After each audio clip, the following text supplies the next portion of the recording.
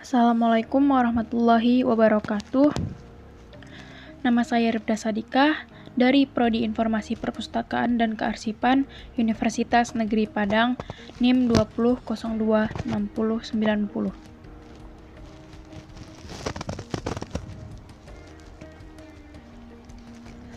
Baiklah, di sini saya akan menjelaskan mengenai aplikasi penyusunan skema klasifikasi mengenai organisasi perbankan dan perguruan tinggi disertai dengan praktik penyusunannya.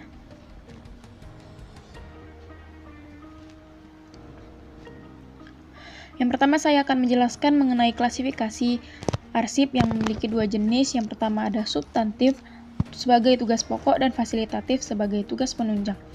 Yang kedua, ada pola klasifikasi arsip yang memiliki pola di mana masalah pokok, masalah bagian masalah, dan submasalah. Yang pertama, klasifikasi substantif. Yang pertama, perbankan. Contoh dari klasifikasi substantifnya, perkreditan, kredit ekspor, kredit kelayakan, penyertaan modal, dan leasing.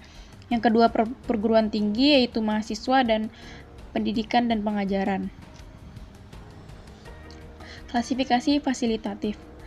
Yang pertama, perbankan, contohnya itu adalah kepegawaian, perlengkapan, dan keuangan. Lalu, perguruan tinggi ada hukum, perencanaan dan pengembangan, ketata laksanaan, dan organisasi. Selanjutnya ada contoh-contoh. Yang pertama, contoh dari klasifikasi perguruan tinggi. Pada gambar menjelaskan PP Pendidikan dan Pengajaran, yaitu disebut dengan pokok masalah, 10, 20, 30 penerimaan mahasiswa baru dan lainnya disebut bagian masalah, 01, 02 disebut sebagai submasalah. Sama seperti pola klasifikasi yang telah dijelaskan tadi. Selanjutnya ada klasifikasi perbankan. Di sini contohnya diambil mengenai pokok masalah perkreditan, yaitu KR kodenya. Bagian masalahnya kredit biasa 00 kodenya, lalu permohonan penggajian kredit dan lain-lain itu termasuk dalam bagian pola klasifikasi submasalah.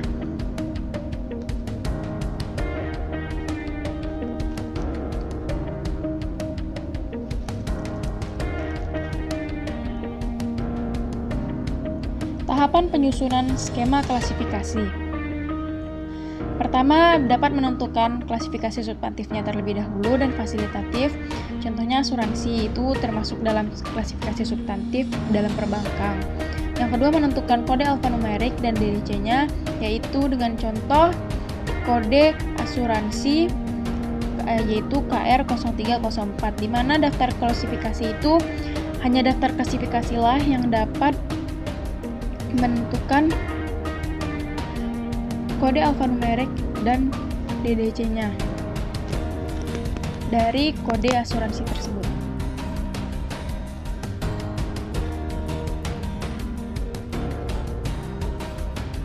Selanjutnya ada klasifikasi substantif. Pada gambar terdapat TP atau teknologi pendidikan yang sebagai pokok masalah, begitu pula dengan pendidik dan tenaga pendidik. Lalu ada TP 010200 itu termasuk bagian masalah, dan 0001 dan selanjutnya termasuk pada bagian submasalah. Sama seperti bagian pendidik dan tenaga pendidik pada PD 00 dan PD 01 atau 02. Lalu ada klasifikasi fasilitatif, di mana DT, OT yaitu organisasi dan tata laksana sebagai pokok masalah, begitu pula dengan HM kehumasan sebagai pokok masalah, OT 01. Dan selanjutnya sama seperti materi penjelasan sebelumnya. Di sini ada kode klasifikasi arsip mengenai masalah fasilitatif, surat mutasi pegawai, KP-nya pokok masalah kepegawaian, 02 pembinaan sebagai bagian masalah, 03 mutasi pegawai sebagai submasalah. Jadi kode untuk mutasi pegawai ialah KP 0203.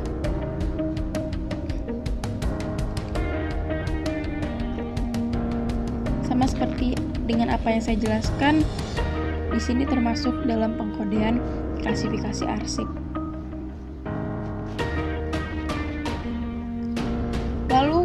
Untuk selanjutnya, ada contoh mengenai menentukan indeks relatif, di mana indeks relatif ini dapat ditentukan apabila memiliki suatu arsip